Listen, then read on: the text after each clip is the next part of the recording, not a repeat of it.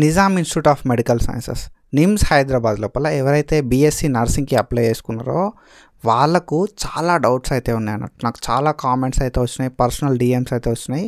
So అన్ని డౌట్స్కి సంబంధించి డీటెయిల్గా ఈ వీడియో లోపల ఒక క్లారిఫికేషన్ అయితే ఇస్తా. మనం ప్రీవియస్గా చాలా వీడియోస్ అయితే చేసుకున్నాం ఇట్లా, అండ్ ఫర్దర్ కూడా ఇట్లాంటి వీడియోస్ అయితే చేసుకుంటూ ఉంటాం. కాబట్టి please to subscribe to our channel. మన వాళ్ళు చాలామంది వస్తున్నారు, చూస్తున్నారు, వెళ్తున్నారు, అంతే తప్ప ఎవరు కూడా సబ్స్క్రైబ్ చేసుకుంటలేరు. So every subscribe matters. మీ సబ్స్క్రైబ్ చేసుకోవడం వల్ల మనం ఇట్లాంటి వీడియోస్ ఫర్దర్గా మంచిగా చేసుకోవడానికి ఛాన్స్ అయితే ఉంటుంది. అండ్ మస్తు ఎఫర్ట్స్ పెట్టి ప్రతి అప్డేట్ని కూడా డీటెయిల్గా ఎక్స్ప్లెయిన్ అయితే చేస్తున్నా. ఒకసారి ఛానల్ ఓపెన్ చేసి చెక్ చేయండి, మనకు ప్రతి అప్డేట్ కూడా డీటెయిల్గా ఉంటుంది. And short form content Instagram లోపల అప్డేట్ చేస్తున్నా. ఒకసారి అవన్నీ కూడా చెక్ చేసి ఫాలో చేసి సపోర్ట్ చేయండి. అండ్ మీకున్న ప్రతి డౌట్కి ఈ వీడియో లోపల నీకు ఒక డీటెయిల్డ్ క్లారిఫికేషన్ అయితే దొరుకుతుంది డెఫినెట్గా. సో ఈ వీడియోని ఎండ్ దాకా చూసి మీ ఫ్రెండ్స్ అందరికీ షేర్ చేయి. సో నిమ్స్ కాకపోతే బెస్ట్ ఆల్టర్నేటివ్ ఏంది అని చెప్పి కూడా నేనైతే ఈ వీడియో లోపల డీటెయిల్గా మాట్లాడతా. నిజాం ఇన్స్టిట్యూట్ ఆఫ్ మెడికల్ సైన్సెస్కి సంబంధించి మనకు 2 లిస్టులు రిలీజ్ అయినాయి కదా. ఈ 2 లిస్టులల్లో నా పేరు ప్రొవిజనల్ మెరిట్ లిస్ట్ ఉంది, ఫైనల్ మెరిట్ లిస్టులు ఉంది. కానీ first phase of eligible candidate list లోపల నా పేరు లేదు. సో నా పేరు ఫైనల్ మెరిట్ లిస్ట్ నుండి వేస్ట్ అయినా మరే. సో నాకు ఆల్రెడీ నేను అప్లై చేసుకున్నా. ప్రొవిజనల్ మెరిట్ లిస్టా నా నేమ్ వచ్చింది, ఫైనల్ మెరిట్ లిస్టా నా నేమ్ వచ్చింది. కానీ ఫస్ట్ ఫేజ్కి ఎవరెవరు ఎలిజిబుల్ అని చెప్పి ఒక లిస్ట్ రిలీజ్ చేశారు కదా, ఆ లిస్ట్ లోపల నా నేమ్ రాలే అని చెప్పి చాలామంది అయితే ఒక డౌట్ని అయితే రైజ్ చేస్తున్నారు అన్నట్టు. అండ్ దాంతోపాటుగా నా నేము ఉండి కూడా వేస్ట్ అయినా. ఇక ఫైనల్ మెరిట్ లిస్ట్ లోపల నా నేమ్ ఉంది కానీ వేస్ట్ అయినా, ఫస్ట్ ఫేజ్కి నేను ఎలిజిబుల్ కాదు కదా అని చెప్పి డౌట్ అయితే రేజ్ చేస్తున్నాను అన్నట్టు. చాలామంది పర్సనల్ డిఎమ్స్ అయితే పెడుతున్నారు అన్నట్టు. నేనేం చెప్తా అంటే మనకి మెరిట్ లిస్ట్ లోపల నేమ్ అనేది ప్రతి ఒక్కరిది కూడా ఉంటుంది.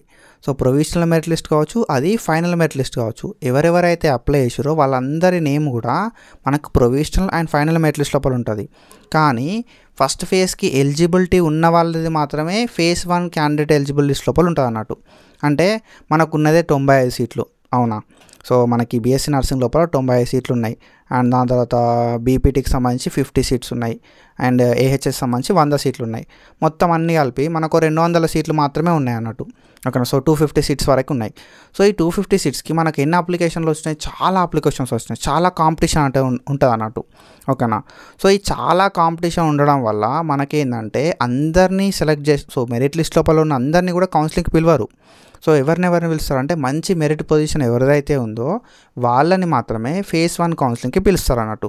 అది ఏహెచ్ఎస్ కావచ్చు, బీపీటీ కావచ్చు, బీఎస్సీ ఎంఎల్టీ కావచ్చు, అది ఏదైనా కూడా మనకి మంచి మెరిట్ ఉన్నప్పుడు మాత్రమే మనని ఫేజ్ 1 కౌన్సిలింగ్కి పిలుస్తారు. మరి మా పేరు మెరిట్ లిస్ట్లో ఉంది కదా, మరి ఫైనల్ మెరిట్ లిస్ట్లో అంటే అది అందరి పేర్లు కూడా ఉంటాయి. అప్లై చేసుకున్న వాళ్ళు అందరి పేర్లు కూడా మెరిట్ లిస్ట్ లోపల ఉంటాయి. సో ఈ మెరిట్ లిస్ట్ మనకు ఎప్పుడు యూజ్ అవుతుంది, సో మనల్ని కౌన్సిలింగ్కి ఎప్పుడు పిలుస్తారు, మనకు సీట్ వచ్చే ఛాన్స్ ఉన్నదా అనే విషయానికి వస్తే మనకు ఫేజ్ 1 కౌన్సిలింగ్ అయిపోయిన తర్వాత మనకు ఎన్ని నెంబర్ ఆఫ్ సీట్స్ ఉన్నాయని చెప్పి, సో ఎన్ని నెంబర్ ఆఫ్ సీట్స్ ఉంటే దాన్ని బేస్ చేసుకొని మనకు ఫేజ్ 2 అనేది పెడతారు అన్నట్టు. బీఎస్సీ నర్సింగే కావచ్చు, పీపీటీ కావచ్చు, ఏహెచ్ఎస్ఏ కావచ్చు, మనకు సీట్స్ ఎక్కువ నెంబర్ మిగిలిన, లేకపోతే ఒక 10 సీట్లు మిగిలిన, 5 సీట్లు మిగిలినా కూడా మనకి నెక్స్ట్ ఫేజ్ కౌన్సిలింగ్ అనేది పెడతారు అన్నట్టు. సో ఎన్ని నెంబర్ ఆఫ్ సీట్స్ మిగిలినాయి అనే దాన్ని బట్టి మనకి ఇంకొక ఫేజ్ ఆఫ్ కౌన్సిలింగ్ అనేది ఉంటుంది, సెకండ్ ఫేజ్ ఆఫ్ కౌన్సిలింగ్. ఓకేనా. సెకండ్ ఫేజ్లో కూడా మిగిలితే థర్డ్ ఫేజ్ ఆఫ్ కౌన్సిలింగ్ ఉంటుంది అన్నట్టు. సో ఈ మెరిట్ లిస్ట్ లోపల నీ నేమ్ ఉంది కాబట్టి ఒకవేళ నీకు ఎలిజిబిలిటీ ఉంటే సెకండ్ ఫేజ్లో ఎలిజిబిలిటీ ఉంటే సెకండ్ ఫేజ్లో పిలుస్తారు, థర్డ్ ఫేజ్ ఆఫ్ కౌన్సిలింగ్లో ఎలిజిబిలిటీ ఉంటే థర్డ్ ఫేజ్ ఆఫ్ కౌన్సిలింగ్లో పిలుస్తారు. కాబట్టి నీకు ఆల్రెడీ మనకు ఫస్ట్ ఫేజ్ ఆఫ్ కౌన్సిలింగ్లో ఎలిజిబిలిటీ లేదు కదా నాకు అని చెప్పి డిసప్పాయింట్ కాకూర్రి. మనకు ఫైనల్ మెరిట్ లిస్ట్ లోపల మన పేరు ఉంది. సో నీకు ఒకవేళ ఏదైనా నీ ర్యాంక్ వైజు, నీ కేటగిరీ వైజు ఎలిజిబిలిటీ ఉంటే మాత్రం డెఫినెట్గా నేను సెకండ్ ఫేజ్ ఆఫ్ కౌన్సిలింగ్కి పిలుస్తారు. ఒకవేళ సెకండ్ ఫేజ్కి పిలవలే అనుకో, సెకండ్ ఫేజ్లో సీట్లు మిగులుతాయి. సో అట్లాంటి సిచ్యువేషన్ లోపల థర్డ్ ఫేజ్ కూడా పిలుస్తారు అన్నట్టు. సో ఒకవేళ సెకండ్ ఫేజ్లో మిగిలితే థర్డ్ ఫేజ్ ఉంటుంది, థర్డ్ ఫేజ్లో మిగిలితే ఇంకొక ఫేజ్ ఉంటుంది అన్నట్టు, ఫైనల్ ఫేజ్ అని చెప్పి. ఓకేనా. మ్యాక్సిమం మనకి 3 ఫేజెస్లు ఉండడానికి ఛాన్సెస్ ఉంటాయి. ఎందుకంటే మనకి అగ్రికల్చర్ కౌన్సిలింగ్ అవుతుంది. So most people choose agriculture veterinary కాబట్టి, సో అగ్రికల్చర్ కౌన్సిలింగ్ లోపల అటెండ్ అవుతారు, అగ్రికల్చర్ కౌన్సిలింగ్లో సీట్ వస్తే అటే వెళ్ళిపోతారు. అండ్ ఇంకొకటి ఏంటంటే మనకి ఈ అగ్రికల్చర్ వెటర్నరీతో పాటు ఎంబీబీఎస్, బీడీఎస్, ఆయుష్ ఈ కౌన్సిలింగ్లు కూడా అవుతున్నాయి అన్నట్టు. సో కొందరు అటు సైడ్ స్లైడ్ అయిపోతారు అన్నట్టు. కాబట్టి మనకు నెక్స్ట్ ఫేజ్ ఆఫ్ కౌన్సిలింగ్స్ ఉండే ఛాన్సెస్ ఉంటాయి. సో మనల్ని ఏం చేస్తారు కదా అంటే ఈ మెరిట్ లిస్ట్ లోపల మన పేరు ఉంది కాబట్టి మన కేటగిరీ వైజ్ మనం ఎలిజిబుల్ అయితే మాత్రం ఓకేనా, నువ్వు సెకండ్ ఫేజ్లో ఎలిజిబుల్ అయితే సెకండ్ ఫేజ్లో పిలుస్తారు, థర్డ్ ఫేజ్లో ఎలిజిబుల్ అయితే థర్డ్ ఫేజ్లో పిలుస్తారు అన్నట్టు. ఒకవేళ నువ్వు ఎలిజిబుల్ అయితే మాత్రం డెఫినెట్గా నేను నెక్స్ట్ ఫేజ్ ఆఫ్ కౌన్సిలింగ్కి పిలవడం అయితే జరుగుతుంది అన్నట్టు. బ్రో మరి మాకు సీట్ వచ్చే ఛాన్స్ ఉందా, ఫైనల్ మెరిట్ లిస్ట్లో పేరు ఉంది కదా అంటే, సో మనం గట్టిగా మాట్లాడుకుంటే మస్తు కాంపిటీషన్ ఉంది, అవునా కదా, చాలా కాంపిటీషన్ ఉంది. 250 సీట్లకి మనకి ఎన్ని నెంబర్ ఆఫ్ అప్లికేషన్స్ వచ్చినాయి కదా అంటే 3000 అప్లికేషన్స్ వరకు వచ్చినాయి. సో మన మెరిట్ ఎక్కడ ఉంది అందులో, సో ఆ అప్లికేషన్లలో మన మెరిట్ పొజిషన్ ఏందనేది తెలవాలి మనకి. సో దాన్ని బేస్ చేసుకొని ఆలోచించుర్రి. సో ట్రై చేద్దాం, పోయేదేమున్నది, ట్రై చేద్దాం, అప్లై చేసినాం కాబట్టి ట్రై చేద్దాం, వచ్చేదాకా ట్రై చేద్దాం. కౌన్సిలింగ్కి పిలిస్తే వెళ్ళి అటెండ్ అవుదాం, సర్టిఫికేట్ సబ్మిట్ చేద్దాం, మెడికల్ టెస్ట్లు అవి ఇవి చేస్తారు. సో అవన్నీ అయిపోయిన తర్వాత సీట్ వస్తే ఇచ్చేస్తారు, లేదంటే లేదు.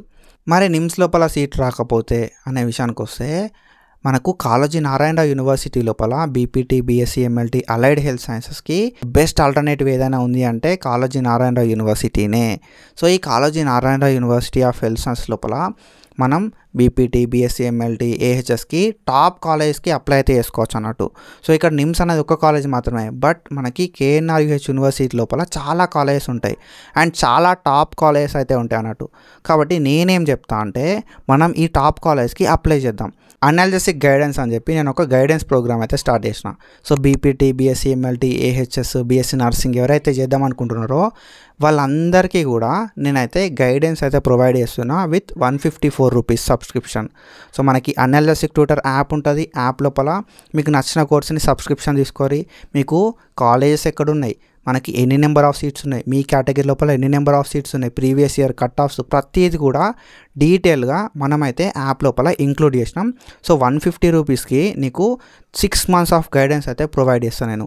అండ్ 10 రోజులకు ఒకసారి లైవ్ కండక్ట్ చేస్తా అండ్ నీకు ఆ లైవ్ లోపల ప్రతిదీ కూడా డీటెయిల్గా అయితే ఎక్స్ప్లెయిన్ అయితే చేస్తా. అండ్ దాంతోపాటుగా ప్రతిదీ కూడా లైక్ అప్లికేషన్స్ లోపల ఎట్లాంటి మిస్టేక్స్ చేయొద్దు, ఎట్లాంటి మిస్టేక్స్ చేస్తే ఏమవుతుంది, వెబ్ ఆప్షన్స్ ఎట్లా పెట్టాలి, ఫేజ్ 1లో సీట్ రావాలంటే ఏం చేయాలి అని చెప్పి ప్రతిదీ కూడా నేనైతే గైడ్ చేస్తాను.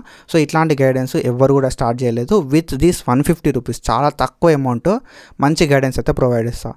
సీట్ వచ్చిన తర్వాత కూడా మనం ఎట్లాంటి డాక్యుమెంట్స్ క్యారీ చేయాలి, ఎట్లాంటి మిస్టేక్స్ అవాయిడ్ చేయాలి, ప్రతిదీ కూడా నేనైతే డీటెయిల్ చెప్తా. అన్నీ కూడా మీకైతే కవర్ అయిపోతాయి. So that's it for today guys. And I hope మీరు మన యాప్ని డౌన్లోడ్ చేసుకొని 1-to-1 గైడెన్స్ లోపల జాయిన్ అవుతారు అనుకుంటున్నాను. Thank you so much for your support. Please do subscribe and share with your friends. Thank you so much. Signing off.